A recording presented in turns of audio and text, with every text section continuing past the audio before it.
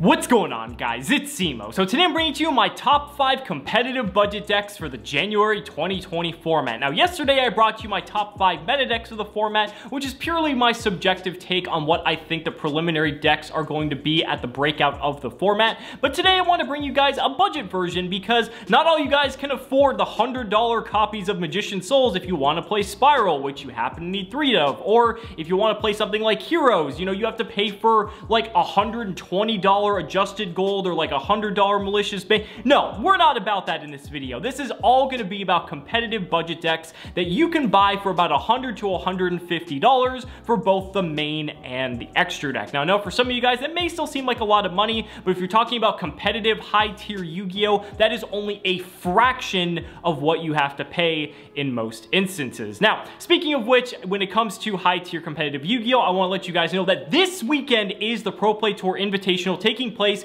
in Orlando, Florida on January 24th through the 26th. If you don't already have your invite, come on Friday and compete in the last chance qualifiers. It's just 8-man pods, and if you win that pod, you'll get not only your invite, but a booster box of the latest set and be in the running for that $10,000 prize pool. So links in the description if you want to pre-register if you already have your invite, and I really hope to see you guys there. But without further ado, let's go ahead and get right into it. Kicking things off with number 5, we have a deck that a lot of people think is actually completely extinct, but I think there is still a slight margin of hope for this deck, and from a budget standpoint, you really can't beat it.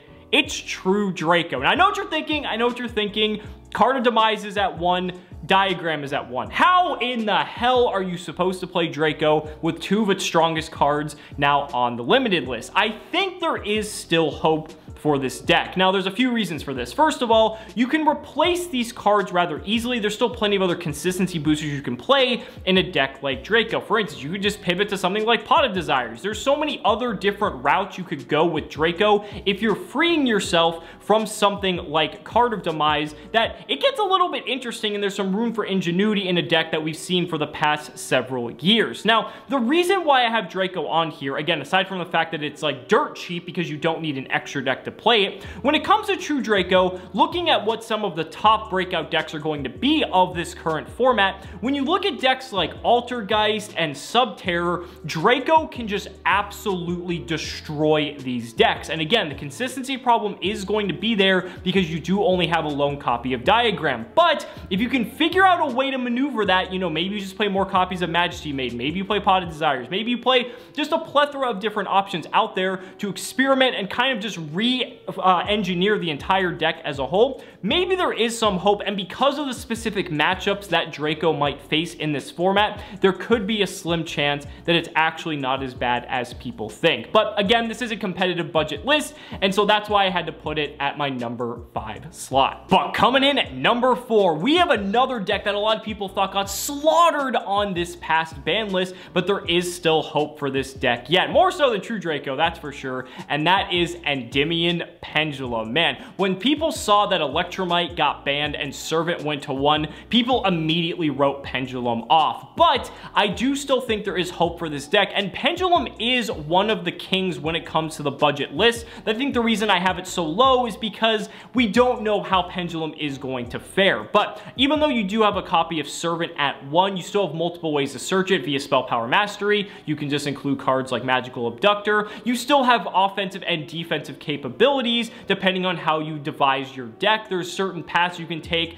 like being able to access stuff like Odd Eyes Vortex Dragon. Most of the cards, if you're playing Endymion, came in the order of the Spellcaster Structure deck, and I think the most expensive card you need probably outside of that in your main deck anyway is something like Mythical Beast Master Cerberus, because you do want to have access to the Mythical Beast engine because Jackal King is probably one of the strongest cards in your deck. But the Endymion cards are just fine in themselves. I mean, Master Endymion is just an absurd boss monster. You've got stuff like Reflection for Disruption. You've got stuff like Magister, which can just do stuff like summon Reflection during your opponent's turn. I mean, the cards are all very, very strong, and they're all very, very affordable as well. Even though a lot of people are still kind of iffy about it, I definitely think it's worthy, at least on this competitive budget list, of that number 4 slot. Now, coming in at number 3, we have a deck that is a fan favorite and actually got bolstered by the January 2020 ban list, and that deck is Burning Abyss. Now, a lot of you guys might be thinking about the more traditional Block Dragon Burning Abyss that's been seeing play the last several months, and while that is a very strong deck,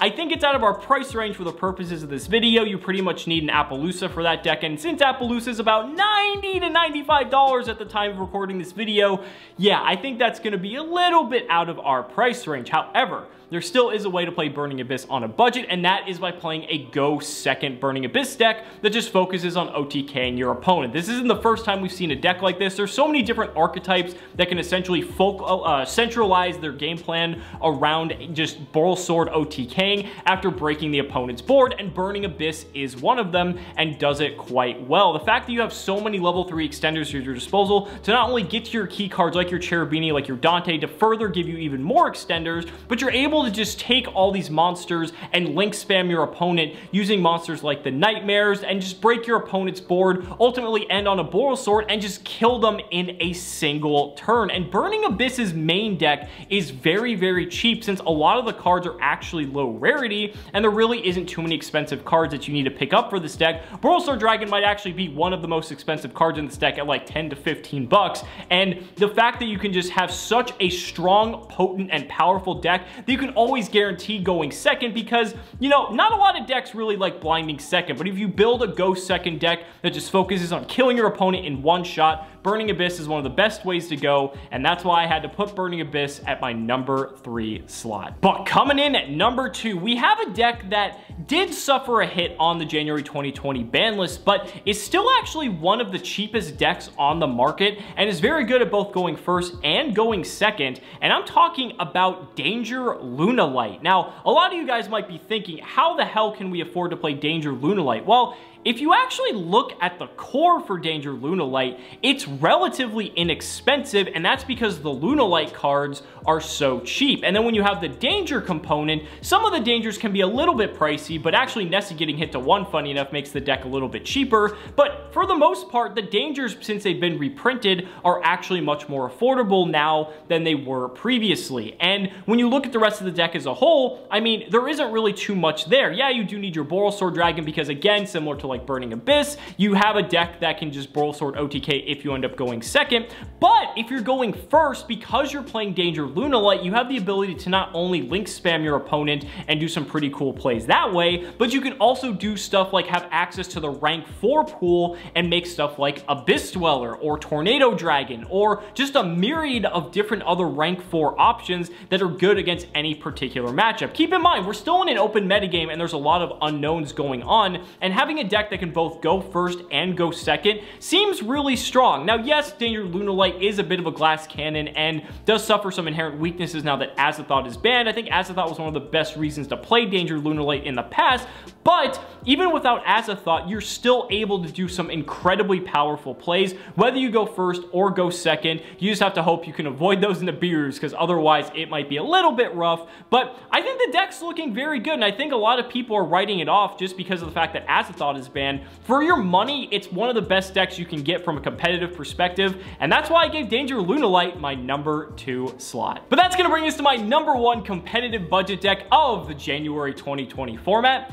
and if you haven't already figured it out, I'm actually going with Lost World Dinosaur. Now, this is a very interesting deck. There's a lot of hype currently circulating around it, and some people do believe that this might actually be one of the strongest decks of the format. Now, that could possibly be true. Keep in mind, we are in an open meta, and we really don't have a lot of data to go by, but Dinosaur has a lot of very interesting elements to it that could make it a top tier contender. I mean, when you look at it from the perspective of a going second deck, Dinosaur has so many destructive tools at its disposal that it's absurd. I mean, you've got Ultimate Conductor Tyranno, you've got Double Evolution Pill, you've got just so many big bombs that you can drop on your opponent one after another, that if they open average or suboptimally, then you're just gonna completely overrun them by playing Dinosaur. And going first, it's a little bit more of a struggle, especially if your opponent forces you to go first, but again, that's what your side deck is for, so you can compensate for it that way. Even going first, Dinosaur is not the worst, depending on the variant that you're playing. Ending on something like, you know, Lagia or Doka plus like an Ultimate Conductor Tyranno, that's like fine. There's definitely worse ending boards you could end on, but the thing is, one of the reasons why I like like Lost World Dinosaur at the current moment and why it's my #1 pick is because it's a very good shell that you can start off with that can do a lot of damage, but it has a good path to upgrading because depending on your budget, if you want to go further, you can, especially with like the Shaddoll structure deck coming out in February. If you want to play a Shaddoll Dinosaur variant, that's very easy to pivot towards because currently right now Shaddoll fusions are a little bit expensive, but when the Shaddoll structure deck comes out, it's going to be much more affordable and easily accessible to go from just a Lost World Dinosaur deck to a Shaddoll Dinosaur deck. And yeah, Pot of Extravagance is like another card you can incorporate, which is very, very expensive at the moment, but if you somehow find the money to afford it, that's another nice upgrade that Dinosaur can afford because, again, it's another deck that doesn't really need the extra deck. Yes, it's beneficial, but it's not like the end-all be-all if you don't really need to access it. I think there's so many benefits to playing a deck like Dino at the moment, and for all the reasons I just mentioned,